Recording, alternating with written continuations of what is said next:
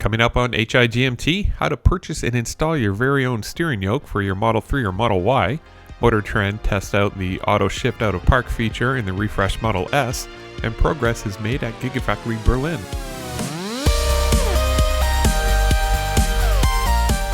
Welcome to How I Got My Tesla, the podcast of indeterminate length for Saturday, June 26, 2021, episode 48. In Ottawa, Ontario, I'm Matt Wilson. Let's start off with a few Tesla things you should know. Looks like the aftermarket suppliers are also jumping in on the refreshed Model S steering yoke. Show now offers a similar steering yoke for the Model 3 and Model Y. InsideEVs.com links out to YouTuber HowIGotMyTesla, where he was able to install and test out a steering yoke in his Model Y. He was able to get some video of him and his wife driving the Model Y around town and in nearby parking lots. And what was interesting for me was just how simple the switch from the stock steering wheel to the new yoke was. All that was needed was to kill the power to the car, remove the airbag and steering wheel, and install the yoke and connecting everything back up.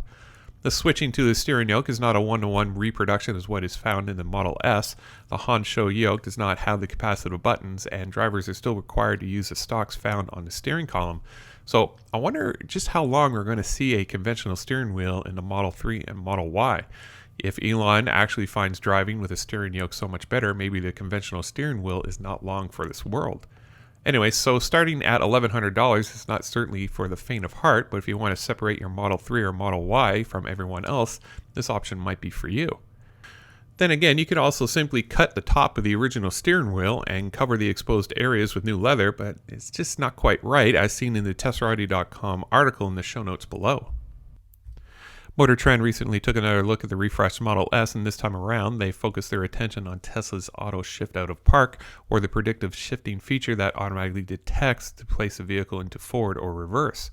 After entering the vehicle and fastening the seatbelt, the car will predict whether or not you want to move forward or reverse, and you will confirm this prediction with a press or two of the brake pedal. In the event that the Model S cannot predict which direction it's going, it will be up to the driver to select the desired direction of travel on the nearby infotainment screen. During MotorTrend's testing, the Model S was able to correctly predict the direction of travel around 3/4 of the time. The remaining 1/4 of the test had the Model S incorrectly suggesting the direction of travel, either because of distance limitations or the system was just confused. Even with suggesting the incorrect direction of travel, the Model S will not move itself into any direction without first input from the driver. There's also a third option for drivers that I was not made aware of. Right below the cell phone charging area, there are buttons for park, reverse, neutral, and drive. So in summary, MotorTrend thinks this might be a feature that no one really asked for, but perhaps this is a sign of tighter automatic systems integration. With this feature still listed as a beta program, Tesla has provided an avenue for improvements in the future. There's a big push to have Tesla deliver record numbers of delivered vehicles for the second quarter of 2021, which ends in the end of June. Elon sent out an email to all employees indicating that the next 12 days are super important in terms of production and deliveries. Last quarter, Tesla delivered just under 185,000 vehicles. There's strong inclination that Tesla will be able to break 200,000 delivered vehicles in a single quarter for the first time ever. InsideEVs.com has some charts showing past deliveries per quarter from 2012 to 2021, and there's definitely a hockey stick trend with deliveries over previous years. Now, it doesn't look good for my predicted 1 million delivered vehicles for 2021. With delays at GigaFactory Berlin, all of Tesla's production capacity is still confined to Fremont and at GigaFactory Shanghai. Just as Elon predicted, it appears that the Model Y is about to overtake the Model 3 in terms of delivered units. TorqueNews.com has a story based on analysis by Twitter user at @ICannot_enough, has looked at the actual delivery since 2018 based on vehicle type per year.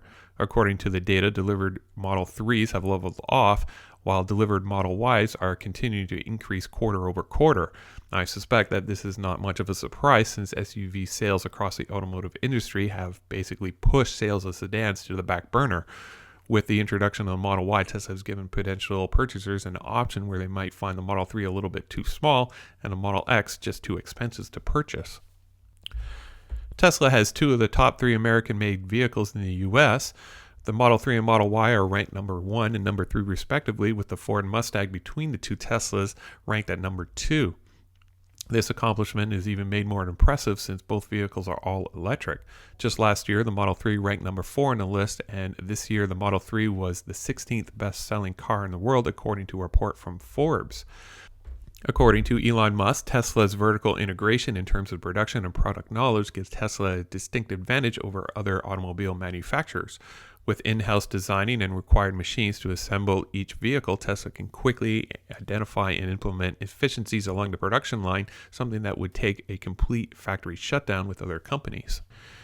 With the introduction of great cameras fully integrated with drone technology, we're definitely spoiled with the amount of drone footage that is being posted online from every one of Tesla's gigafactories, even those that are still under construction.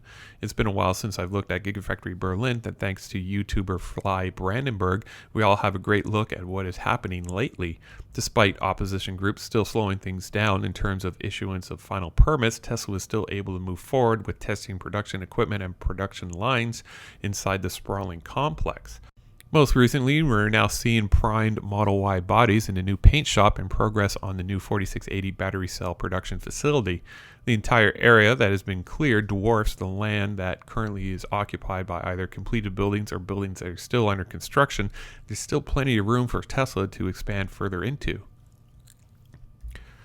And while we're talking about gigafactories, we might as well take a look at what has happened over the last week at GigaFactory Texas. And thanks again to Joe Tegtmeyer and Jeff Roberts for their daily drone footage. Work is progressing around the entire site, including boring under the Colorado River to make way for the sanitary sewer connection to the existing network. Structural steel construction is proceeding in the southwest corner of the megapad area. This area is just about done. I say we give it a few more weeks and the structural steel work will be around 90% complete. Precast concrete columns, beams, and roof panels are being installed in the area to the north of the casting plant, and general leveling of the area is still continuing at the proposed battery, cathode, and lithium hydroxide processing facility. Exterior wall cladding made up of precast concrete wall panels and window modules are proceeding on all sides of the Gigafactory. Well, that should pretty much do it for episode 48. If you're looking to purchase a new Tesla and you want 1,000 free supercharging miles, feel free to use my referral program link in the show notes below or head on over to ts.la/Matthew40942. Currently, the only person to use my referral program link is Chatty, so thanks, Chatty, for that. Hashtag for this episode, let's try hashtag Pseudo Shifting Gears, and the overall hashtag for this podcast is hashtag HIGMT. And if you have any feedback for me, you can throw me an email at HowIGotMyTesla@gmail.com.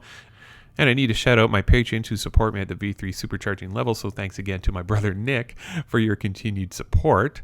As always, you can watch my progress towards a Tesla of some sort by visiting HowIGotMyTesla.com. You can also follow me on Twitter and Instagram by simply searching for HowIGotMyTesla. And finally, I've set up a new Discord server for fans of the podcast, and I'll include a link to the server in the show notes below. It's a great resource to find progression on any given topic, such as my 2021 predictions, financing and leasing, or even news regarding the anticipated Gigafactory Michigan. So thank you for listening. This podcast is produced by Matt Wilson and hosted by Squarespace. Music for this episode is Cascade by Cubby.